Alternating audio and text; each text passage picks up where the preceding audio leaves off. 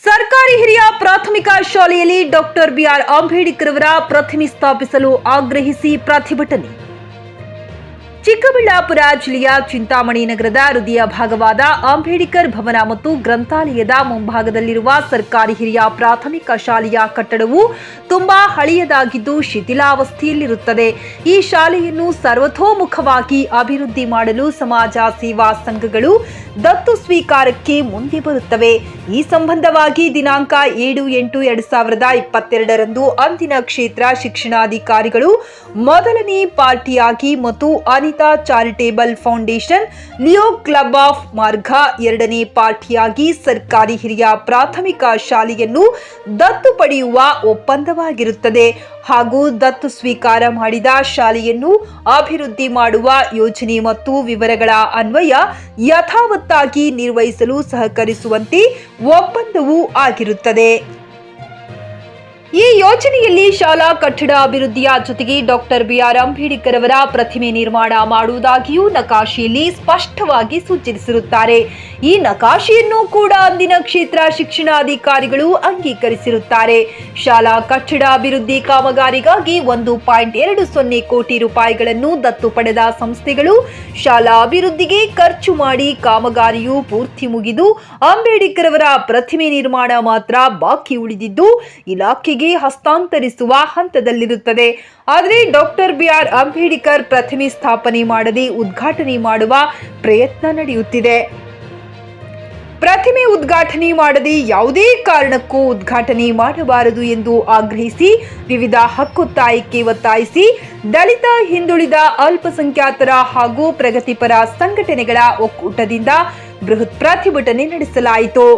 Sunil M, JK news Kannada, Chintamani.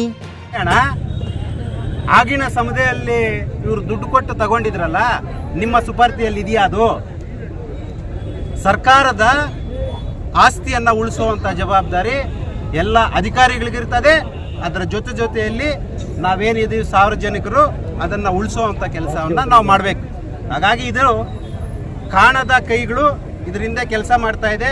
Baba Saheb Ambedkar ಅವರ ಪ್ರತಿಮೆ ಅಲ್ಲಿ ಬಂದಾಗ ಅಲ್ಲಿರ್ತಕ್ಕಂಥ ಎಲ್ಲ 3 ಎಕರೆ 20 ಕುಂಟೆನೂ ಬಡವರಿಗೆ ಆದಷ್ಟು ಸರ್ಕಾರಿ ಶಾಲೆಗಳಲ್ಲಿ ಓದುವಂಥವರು ಅಲ್ಪಸಂಖ್ಯಾತರು, ದಲಿತರು ಮತ್ತು ಹಿಂದುಳಿದ ವರ್ಗ ಮಕ್ಕಳೇ. ಈಗ ಸರ್ಕಾರದ ಎಲ್ಲ ಶಾಲೆಗಳನ್ನು ಮುಚ್ಚುವಂಥ ಪರಿಸ್ಥಿತಿಗೆ ಬರ್ತಾ ಇದೆ. ಹಾಗಾಗಿ ಆ ಸರ್ಕಾರಿ ಶಾಲೆಯನ್ನು ಸಹ ಮುಚ್ಚಬೇಕನ್ನುವಂಥ ಹುನ್ನಾರವನ್ನು ಇಟ್ಕೊಂಡಿದ್ರು. ಪಾಪ ನಮ್ಮ ನವೀನ್ ಅವ್ರಿಗೆ ಗೊತ್ತಿರಲಿಲ್ಲ.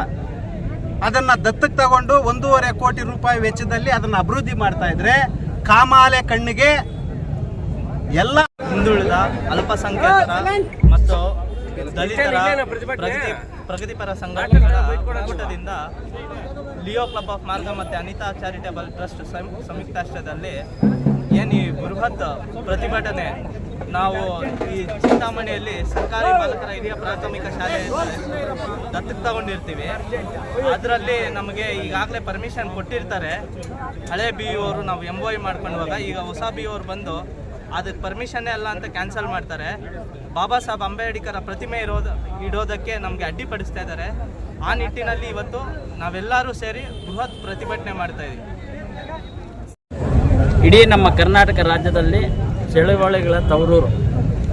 ಇಂತಹ ಚಳುವಳಿಗಳ ತವರೂರಲ್ಲಿ ಡಾಕ್ಟರ್ ಬಾಬಾ ಸಾಹೇಬ್ ಅಂಬೇಡ್ಕರ್ ಪ್ರತಿಮೆ ನಿರ್ಮಾಣ ಮಾಡೋದು ವಿಚಾರವಾಗಿ ಇಲ್ಲಿರುವಂಥ ಕ್ಷೇತ್ರ ಶಿಕ್ಷಣಾಧಿಕಾರಿಗಳು ಮತ್ತು DDP ಅವರ ಮಟ್ಟದಲ್ಲಿ ಅವರ ಪ್ರತಿಮೆ ಸ್ಥಾಪಿಸೋದಕ್ಕೆ ತುಂಬ ವಿರೋಧ ವ್ಯಕ್ತಪಡಿಸ್ತಾ ಇದ್ದಾರೆ.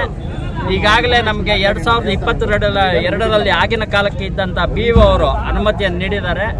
ಆ ಅನುಮತಿ ಸಾಕಾಗಲ್ಲ ಅನ್ನೋ ಒಂದು ದಾಟಿಯಲ್ಲಿ ಈಗ ಏನು ನಾವು ಸರ್ಕಾರಿ ಹಿರಿಯ ಪ್ರಾಥಮಿಕ ಪಾಠಶಾಲೆಯನ್ನು ದತ್ತು ತಗೊಂಡಿದ್ದಾರೆ ಲಿಯೋ ಕ್ಲಬ್ ಆಫ್ ಮಾರ್ಗ ವತಿಯಿಂದ ಸುಮಾರು 90% ಕಾಮಗಾರಿ ಪೂರ್ಣಗೊಂಡಿದ್ದು, ಈಗ ನಾವು ಬಾಬಾ ಸಾಹೇಬ್ ಅಂಬೇಡ್ಕರ್ ಪ್ರತಿಭೆಯನ್ನು ನಿರ್ಮಾಣ ಮಾಡಿ ಆ ಸ್ಕೂಲನ್ನು ಸರ್ಕಾರಕ್ಕೆ ಹಸ್ತಾಂತರಿಸುವ ಸಮಯದಲ್ಲಿ ಅವರು ಉದ್ದೇಶಪೂರ್ವಕವಾಗಿ ಈ ಬಾಬಾ ಸಾಹೇಬ್ ಅಂಬೇಡ್ಕರ್ ಪ್ರತಿಭೆಯನ್ನು ನಿರ್ಮಾಣ ಮಾಡಬಾರ್ದು ಅನ್ನೋದಕ್ಕೆ ಎಷ್ಟು ಮಟ್ಟದಲ್ಲಿ ಯಾರ್ಯಾರೋ ಪ್ರೇರಣೆಗೆ ಒಳಗಾಗಿ ನಮಗೆಷ್ಟು ತೊಂದರೆ ಮಾಡಬೇಕು ಅಷ್ಟೆಲ್ಲ ಮಾಡ್ತಾ ಇದ್ದಾರೆ. ಇದೇ ನಿಟ್ಟಿನಲ್ಲಿ ಅಲ್ಲಿ ಮುಖ್ಯ ಶಿಕ್ಷಕರಾಗಿ ಒಬ್ಬ ST ಸಮುದಾಯಕ್ಕೆ ಸೇರಿದ ಒಬ್ಬ ಮುಖ್ಯ ಶಿಕ್ಷಕರನ್ನು ಕೂಡ ವಿನಾಕಾರಣ ಸಕಾರಣವಿಲ್ಲದೆ ಈ ನಿಟ್ಟಿನಲ್ಲಿ ಅವ್ರನ್ನೇ ಟಾರ್ಗೆಟ್ ಮಾಡಿ ಸಸ್ಪೆಂಡ್ ಕೂಡ ಮಾಡಿದ್ದಾರೆ. ಟಿವಿಎಸ್ ಕಂಪನಿಯ ತರತರಹದ ಮಾಡೆಲ್ ಬೈಕ್ ಖರೀದಿಸಲು ಯೋಚಿಸುತ್ತಿದ್ದರೆ ಎಸ್ವಿ ಟಿವಿಎಸ್ ಶೋರೂಮ್ ನಿಮಗಾಗಿ ತರುತ್ತಿದೆ ಹೊಸ ಮಾಡೆಲ್ಗಳ ಹೊಸ ಬೈಕ್ಗಳು. ಟಿವಿಎಸ್ನ ಎಲ್ಲಾ ತರಹದ ಬೈಕ್ಗಳು ಹಾಗೂ ಎಲ್ಲಾ ಬೈಕ್ಗಳ ಸರ್ವಿಸ್ ಹಾಗೂ ಅವುಗಳ ಸ್ಪೇರ್ ಪಾರ್ಟ್ಗಳು ಕೂಡ ಲಭ್ಯ.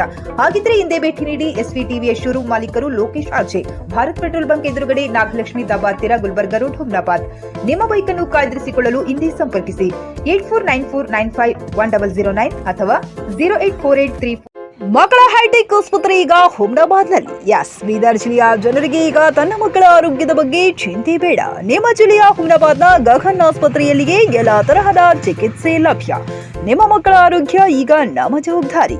ಇಲ್ಲಿ NICU 10 beds, PICU 6 beds, BPAP, ವೆಂಟಿಲೇಟರಿ, central oxygen, ambulance, pharmacy, laboratory, vaccination, special ward, general ward ಸೇವೆಗಳು ಲಭ್ಯ.